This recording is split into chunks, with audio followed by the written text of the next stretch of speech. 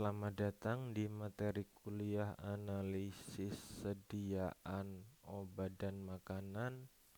Yang akan kita pelajari hari ini adalah analisis obat dalam sampel limbah. Nah, untuk outline-nya yang akan kita pelajari di sini adalah metode preparasi sampel air limbah dengan metode SPE dan SPME, dan selanjutnya adalah analisis residu beta-laktam dalam air limbah. Untuk metode preparasi air limbah sendiri, karena produk farmasi itu adalah kontaminan bagi alam, karena hal tersebut dapat menyebabkan perubahan dan ekosistem pada lingkungan. Sebagai contohnya, ada produk farmasi yang bisa mengubah, contohnya dari antibiotika beta-laktam, makrolit, sulfonamid tetrasiklin, di mana antibiotika tersebut bisa menyebabkan adanya suatu resistensi dari mikroorganisme yang ada pada alam. Oleh sebab itu, apabila ada senyawa tersebut, itu harus bisa dikendalikan. Lalu selanjutnya ada analgesik dan NSAID, non-steroidal anti-inflammatory drug. Di sini contohnya yang dapat dijadikan kontaminan adalah kodein, ibuprofen, acetaminophen, diclofenac, fenprofen, dan juga ada untuk lipid regulator, ada clofibric acid, ada fenofibrat, ada benzafibrat, juga ada pada golongan obat psikiatrik, golongan obat diazepam, untuk golongan beta blocker, metoprolol, propanolol, timolol, solatol, dan untuk kontras pada X-ray biasanya digunakan iopromid, lopamidol, diatrizoat. Untuk antidepresan ada golongannya fluoxetine, dan dari golongan hormon ada estradiol, estron, dietil, esbestrol. Nah, bagaimana untuk metode preparasi dari air limbah tersebut? Untuk pada tubuh manusia, kalau kita minum suatu obat, maka akan melewati dari fase farmakokinetik. Farmakokinetik ini ada fase absorpsi, distribusi, metabolisme, dan ekskresi, di mana hasil dari metabolismenya tersebut bisa berupa metabolit dan masih adanya sedikit senyawa dari obat tersebut. Lalu setelah hasil dari metabolitnya kita ekskresikan pada saluran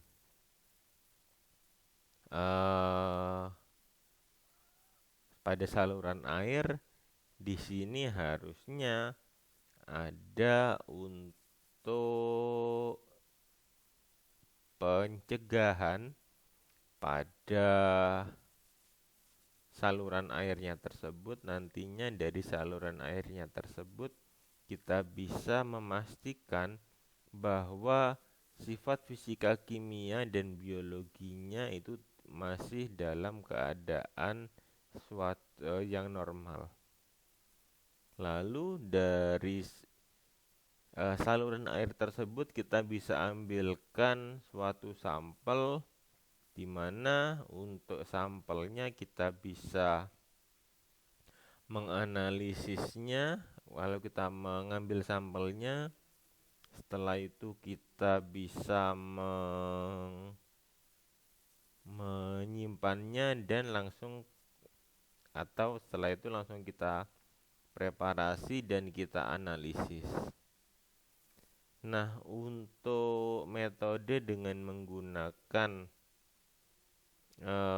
biasanya untuk preparasi dan untuk penyimpanannya kita memerlukan waktu sekitar 24 jam. Fokusnya pada transformasi dari produknya itu sendiri dan juga dari senyawanya tersebut atau parent compoundnya tersebut. Untuk preparasi air limbah ada berbagai macam metode. Yang pertama adalah liquid extraction. Jadi ini menggunakan labu gojok. Ada solid phase extraction, ada solid phase micro extraction, dan yang terakhir yang paling mutakhir kita menggunakan molekular imprint polimer. Nah, untuk apabila kita menggunakan metode SPE, yaitu solid phase extraction, prinsipnya itu adalah prinsip like dissolve like. Jadi senyawa yang dia suka, yang sifatnya mirip, akan bergabung dengan senyawa yang mirip. Nah, senyawa yang mirip tersebut akan tertinggal memiliki afinitas pada fase diam, jadi dia lebih bisa terikat pada fase diamnya dibandingkan pada matriksnya. Ingat, pada sampel terdapat dua komponen, yaitu yang pertama adalah analit dan yang selanjutnya adalah matriks. Nah, untuk selanjutnya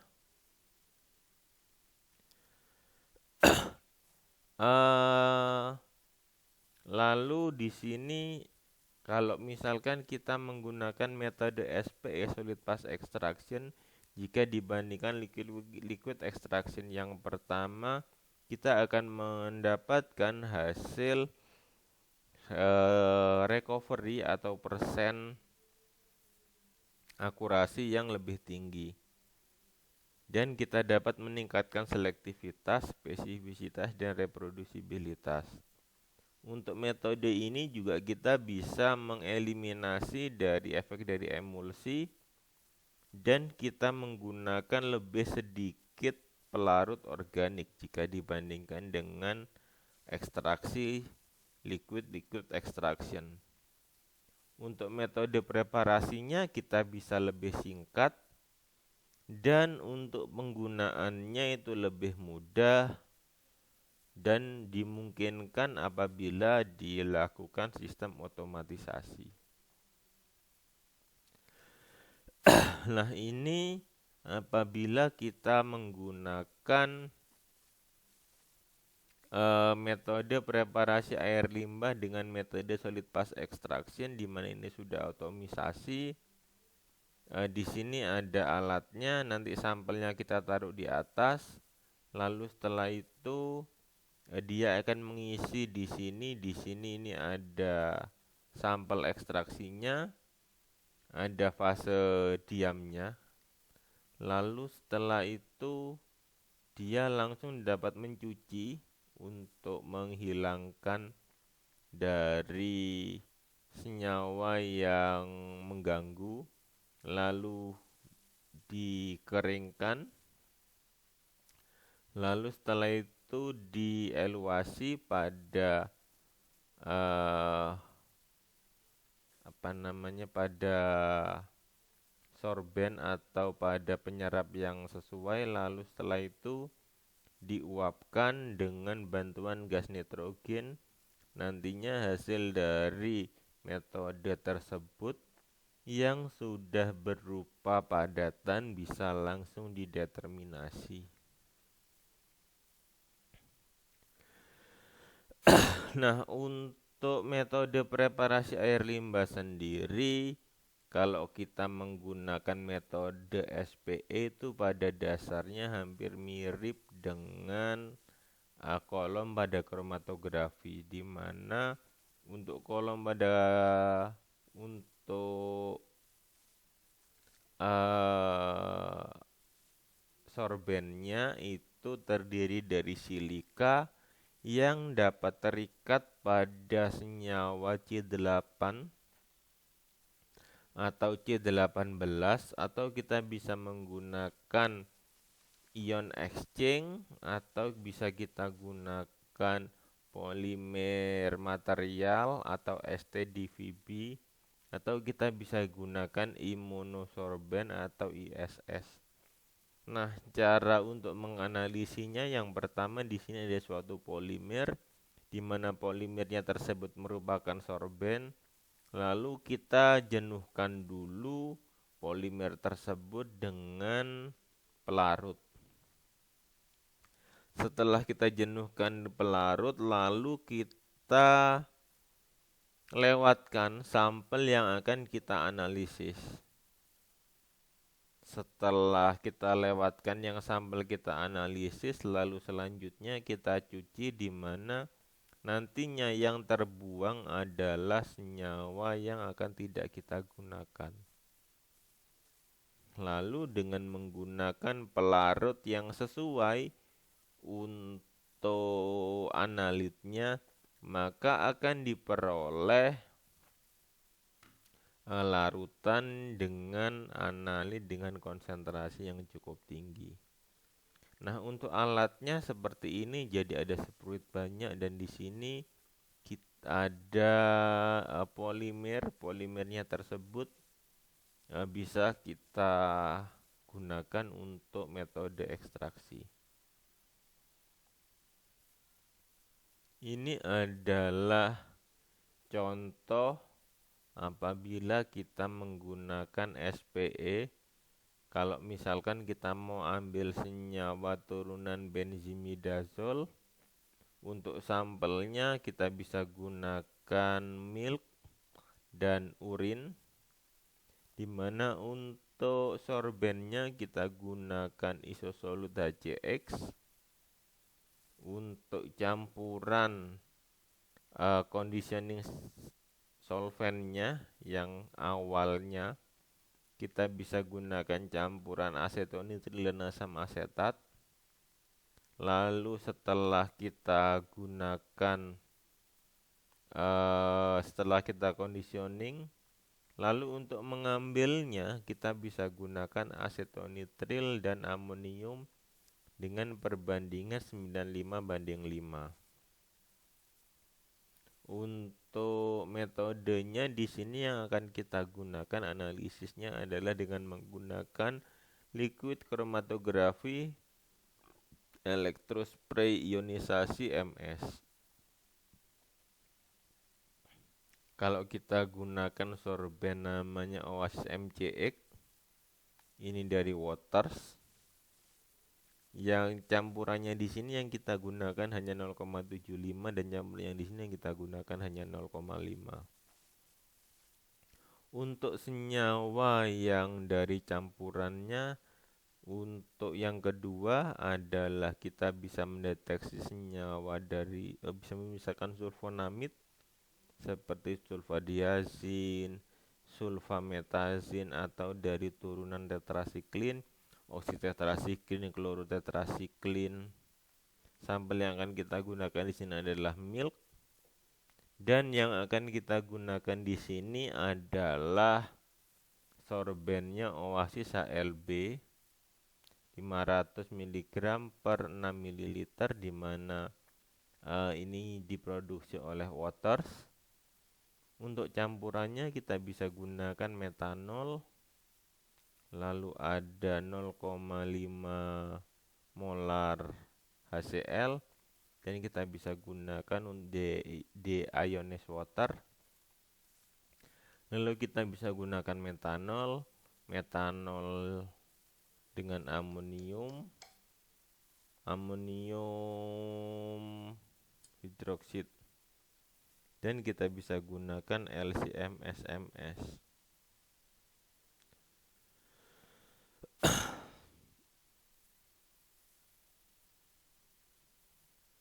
Untuk metode selanjutnya, untuk yang akan kita gunakan adalah dengan menggunakan SPME, di mana prinsipnya hampir sama dengan SPE, tetapi perbedaannya adalah apabila kita menggunakan SPE, maka sampel yang akan kita masukkan di sini dari atas. Tetapi untuk SPME kita langsung mengambil sampel, di mana nantinya sampel tersebut itu sudah terpisah sendiri dari senyawanya tersebut. Jadi ada fase ekstraksi dan ada fase desorpsi, di mana pada fase absorpsi itu SPME-nya kita masukkan ke dalam larutan sampel, lalu kita tarik sampelnya tersebut. Nah, setelah kita tarik sampel tersebut dengan menggunakan alat GC, lalu dari sini kita bisa masukkan sebagai untuk analisis langsung. Jadi tidak usah dikolek atau dikolek itu diapakan ya? Diambil analitnya. Jadi langsung dari metode ini langsung kita bisa analisis. Untuk contoh sampelnya bisa kita gunakan adalah sulfonamid, di mana sampelnya yang kita gunakan adalah air pembuangan sebanyak 25 mili. Untuk SPME-nya terdiri dari beberapa senyawa. Yang pertama ada PDMS, CV, PA, PDMS.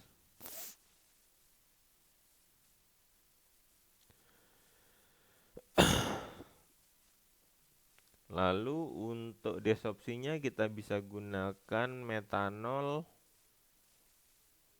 Nah, untuk analisisnya di sini